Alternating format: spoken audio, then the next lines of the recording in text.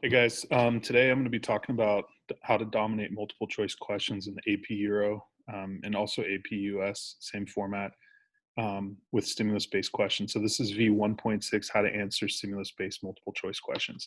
If you haven't answered the AP style multiple choice questions before, they're very difficult.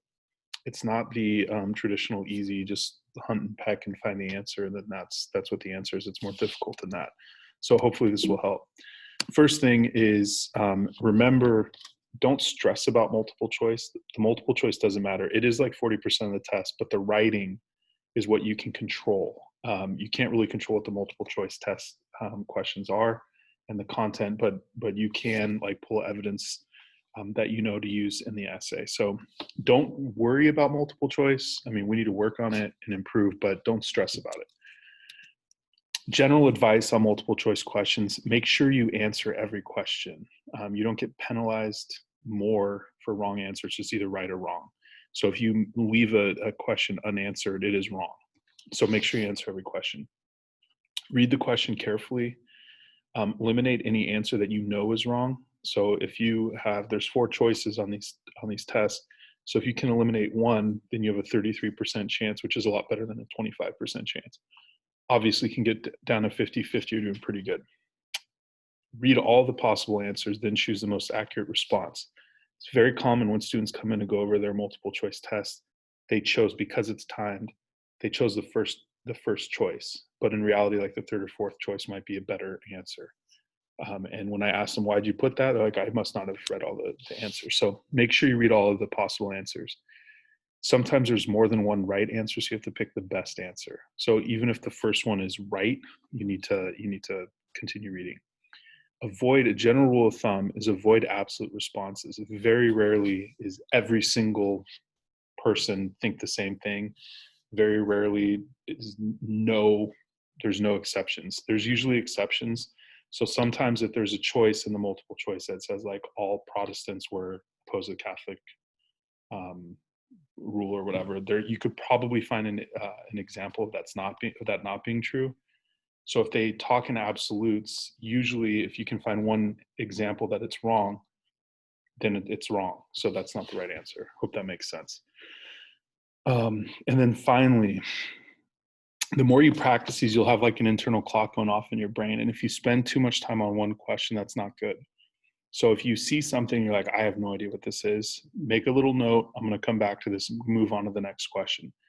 This is really important because you could have, if you have a 55 question test like the AP test, and the last 5 questions are the easiest, let's just assume that they're the easiest questions. You know those really well, but you spend 10, 15 minutes on the first 5 questions, you might not have time to read the 5 that you would get right.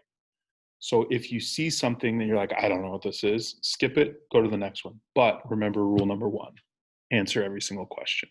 So those are the general advice for multiple choice questions. Now let's talk specifically about stimulus-based questions.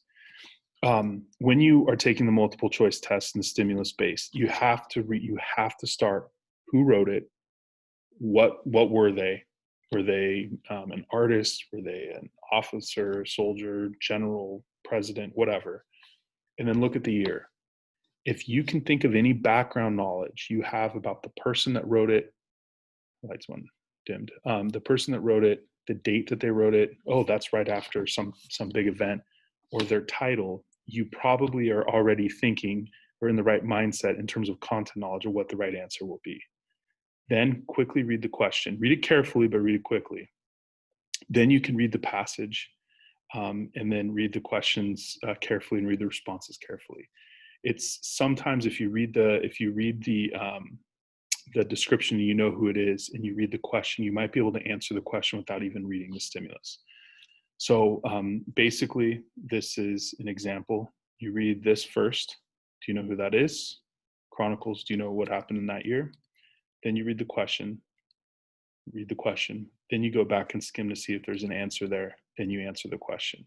If you know who that is and you think you could answer the question without reading the documents, you can. Some documents are like that, some question sets are like that, but as a general rule of thumb, you're going to want to at the very least skim the document. If you go in this order where you read this, you are automatically mindset. You're trying to get your content knowledge, background knowledge firing, so you're in the right century at least.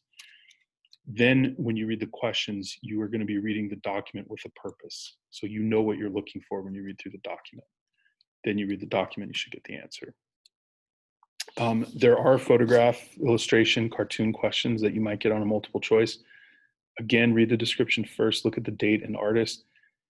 Sometimes if you can place, oh, this painting was done during the Protestant Reformation, or it was done during the French Revolution, or something like that, and the location as well, you might be able to answer the question just off of that information alone. So do that, make sure that that's really, really important. Don't skip that part. Sometimes these questions require you to interpret a picture in a way to get information. So it could be symbolism, it could have like a flag, that could be a caricature of a country, things like that. So a good approach is to examine the picture before you read the question and possible responses. If you know the description and you know what was going on or who's there or whatever, you're probably already going to be thinking about whatever the picture was. Like if it's a political cartoon making fun of someone or criticizing or if it's satire, you'd be able to identify those things just by looking at the background knowledge. Then you look for symbolism in the image. Ask yourself what the artist or the photographer is trying to convey, and there you go. So those are my tips to try to dominate the multiple choice question. Hope this helps.